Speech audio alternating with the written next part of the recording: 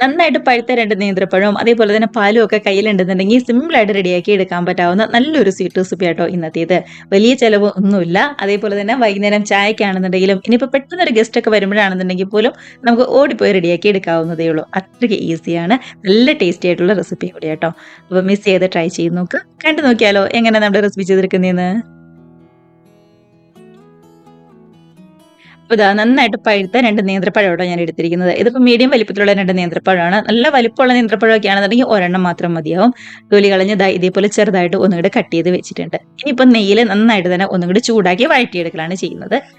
ദാ 1 table spoon നെയ്യൊക്കെ ചൂടായി കഴിഞ്ഞപ്പോൾ കുറച്ച് കാഷ്നട്ടും അതേപോലെ തന്നെ കുറച്ച് മുന്തിരിയും കൂടി ചേർത്ത് കൊടുക്കുന്നുണ്ടേ. അത് നല്ലൊരു ടേസ്റ്റ് ആയിരിക്കും ട്ടോ. ഇങ്ങനെ കാഷ്നട്ടും മുന്തിരിയൊക്കെ ഇടയ്ക്കൊന്ന് കടിക്കാൻ കിട്ടുമേ. ദാ ഇതേപോലെ ഫ്രൈ ചെയ്ത് മാറ്റി വെക്കുന്നുണ്ട്. ഇനിയിപ്പോ അതേ നെയ്യിലേക്ക് തന്നെ നമ്മൾ കട്ട് ചെയ്ത് വെച്ചിരിക്കുന്ന പഴവും കൂടി ചേർത്ത് കൊടുക്കുക കേട്ടോ. നന്നായിട്ട് തന്നെ ഒന്നും കൂടെ വഴറ്റിയെടുക്കുന്നുണ്ട്. മധുരത്തിനായിട്ട് ഒരു 2 ടേബിൾ സ്പൂൺ പഞ്ചസാരയും കൂടി ചേർത്ത് കൊടുക്കുക കേട്ടോ. നമ്മൾ പഞ്ചസാര ചേർത്ത് കൊടുക്കുമ്പോൾ പഴത്തിന്റെ മധുരം ഒന്ന് നോക്കിയിട്ട് മാത്രം പഞ്ചസാര ചേർത്താൽ മതി.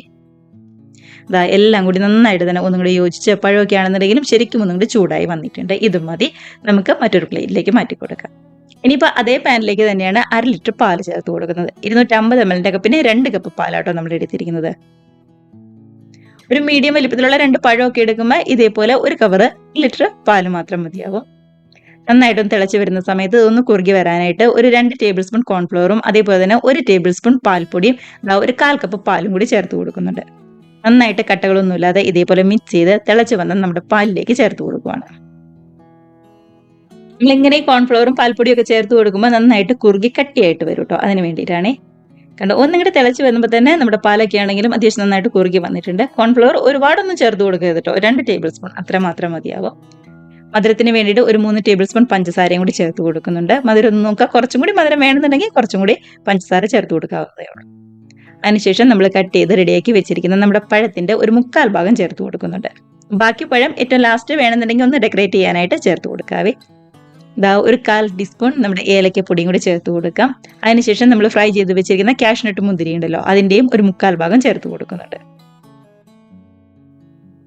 അപ്പൊ ഞാനൊരു ഫോട്ടോ എടുക്കുമ്പോൾ കാണാൻ ഭംഗിക്ക് വേണ്ടിയിട്ട് ഏറ്റവും ലാസ്റ്റ് മേളിൽ നിന്ന് വെക്കാൻ വേണ്ടിയിട്ടാട്ടോ കുറച്ച് മാറ്റി വെച്ചിരിക്കുന്നത്. നിങ്ങളിപ്പോൾ അങ്ങനെ മാറ്റി വെക്കണമെന്ന് നിർബന്ധമൊന്നുമില്ല. മുഴുവനായിട്ട് തന്നെ ചേർത്ത് കൊടുക്കാം.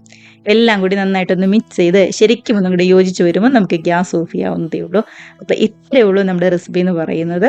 കണ്ടോ വലിയ ചൂടൊക്കെ ഒന്ന് ആറിക്കഴിയുമ്പോൾ ഇതേപോലെ ഒന്നും കൂടി കുറുകി കട്ടിയായിട്ട് വരും കേട്ടോ. മറ്റൊരു ഗ്ലാസ്സിലേക്ക് സെർവ് ചെയ്യാനായിട്ട് മാറ്റി കൊടുക്കാവുന്നതേ ഉള്ളൂ. അപ്പൊ ഇത്ര സിമ്പിളായിട്ട് റെഡിയാക്കി എടുക്കാൻ പറ്റാവുന്ന നല്ല അടിപൊളി സ്വീറ്റ് റെസിപ്പിയാണ്. ഇതാ കണ്ടോ പഴവും പാലും കാഷ്നട്ടും മുന്തിരിയും എല്ലാം കൂടി ചേരുമ്പോൾ ഒരു പ്രത്യേക ടേസ്റ്റ് ആട്ടോ. മധുരമൊക്കെ ഒന്ന് നോക്ക്. കുറച്ചും കൂടി വേണമെന്നുണ്ടെങ്കിൽ കുറച്ചും കൂടി ചേർത്ത് കൊടുക്കാവുന്നതേ ഉള്ളൂ. ഇതിപ്പോൾ പാകത്തിനാണ്. ഒരുപാട് മധുരം കൂടുതലുമില്ല കുറവോ അങ്ങനെയൊന്നുമില്ല. പാകത്തിനായിട്ട് നമുക്ക് കിട്ടിയിട്ടുണ്ട്.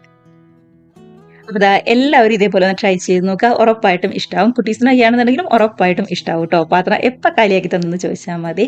അപ്പോൾ ട്രൈ ചെയ്ത് നോക്കി കമന്റ്സ് ഒക്കെ മറക്കാതെ അറിയിക്കുക. അതേപോലെ തന്നെ വീഡിയോ റെസിപ്പിക്ക് ഇഷ്ടമായിട്ടുണ്ടെങ്കിൽ ഒന്ന് ലൈക്ക് അടിച്ച് ഷെയറും കൂടി ചെയ്യാനും ആദ്യമായിട്ട് നമ്മുടെ ചാനൽ ആരെങ്കിലും കാണുന്നവരുണ്ടെങ്കിൽ ഒന്ന് സബ്സ്ക്രൈബ് കൂടി ചെയ്യാനായിട്ട് മറക്കല്ലേ. അപ്പം നമുക്ക് ഇതേപോലുള്ള പുതിയ പുതിയ നല്ല അടിപൊളി വീഡിയോസ് റെസിപ്പീസ് ഒക്കെ ആയിട്ട് വീണ്ടും കാണാം. അതുവരെ എല്ലാവരും നല്ല ഹാപ്പി ആയിട്ട് ഹെൽത്തി ആയിട്ട് സേഫ് ആയിട്ട് ഇരിക്കുക. ബൈ.